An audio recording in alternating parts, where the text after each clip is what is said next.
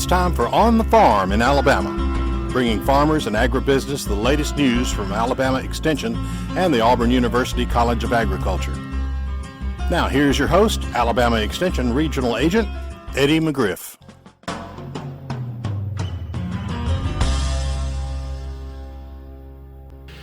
Good day. I'd like to welcome everybody today to On the Farm in Alabama, and today is my guest. I have Dr. David Russell, who is a weed scientist with Alabama Extension.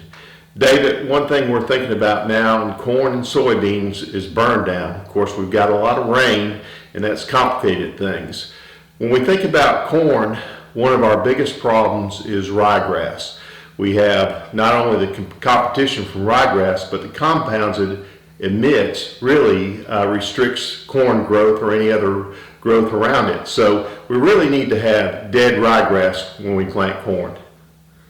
Yeah, that's exactly right, Eddie. There's an allelopathic compound that is emitted from the corn roots if that plant is still living, especially at the time of planting. And what that does is just inhibits a lot of other seed and crops from emerging right there in the immediate vicinity of that ryegrass. You've also got the competitive effect where it's stealing the water and nutrients from the corn that we want to emerge. So we do want that ryegrass completely dead at the time of planting.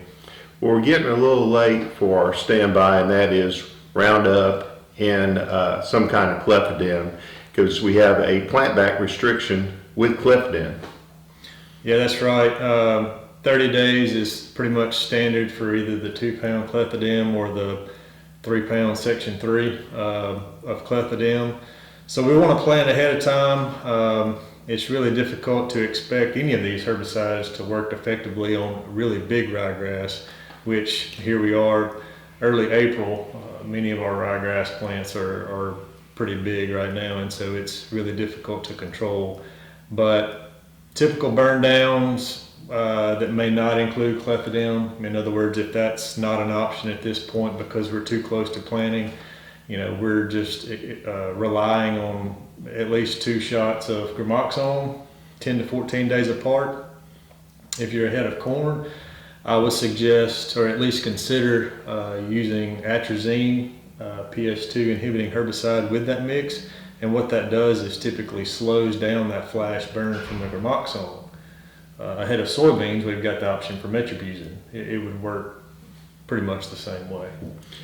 Well, when we look at corn, probably our standard burn down, because up in North Alabama, one of our biggest problems is mare's tail, is the verdict, or the sharpen plus the outlook, which is verdict. Yeah, it's really good, especially where you've got a historical presence of broadleaf competition, weed population that you expect to emerge early in the season. That verdict, the dimethylamide, the outlook portion in that is soil active, as well as the sharpen, the saflufenicil. We recommend somewhere in that ballpark of 5 to 7.5 ounces on fine clays. That should be about the equivalent of 1 ounce to 1.5 ounces of the sharpen, and that's very effective on emerged broadleaf like mare's tail, and will also give you really good soil residual. Well, the good thing about verdict is it can be even applied up as a pre-emerge, so there's a lot of flexibility. We don't have the plant back restrictions with the verdict. That's right. Now let's talk a little bit about soybeans. What options? We do have more options in soybeans because we do have the Extendamax varieties out there that we can spray dicamba over them. Yeah, that's right. We've got a lot of acres where we can use the dicamba in really tough situations. For the last several years, that's been really effective for a lot of our tough pigweed problems, as well as the other broadleafs like tea-weed and a lot of these situations. We've got a few acres of enlist that's still effective, where we can use the 2,4-D choline. We've also got some bulk beans planted in the north part of the state where It may be tolerant to some ALS chemistries, but yes, the XtendiMax that you referenced is really effective on a lot of these. And we like to encourage catching those weeds whenever they are small and actively growing, as with any herbicide use. So when we're talking about burn down, probably the most common product that's used in soybeans is Sharpen. Yeah, I think we've got really good flexibility with that as well, knowing that it is really good on post-emergence on broadleaf weeds, and for the most part, it's fairly safe on a lot of varieties. Now, there are some varieties, I know my counterpart Tyler Sandlin is doing a lot of that work, screening those different varieties for tolerance, but we found that many varieties are pretty tolerant to Sharpen. And when we get to pre-emerge from soybeans, we do have quite a few options. One of them that our growers really like to use is Valor. Yep, provides really good soil residual, and especially for the broadleaf weeds, I would just note clean out is important. I know that's one that typically likes to hang up in the tank, so before you make another trip or over another crop, it's really essential to make sure that's all clean.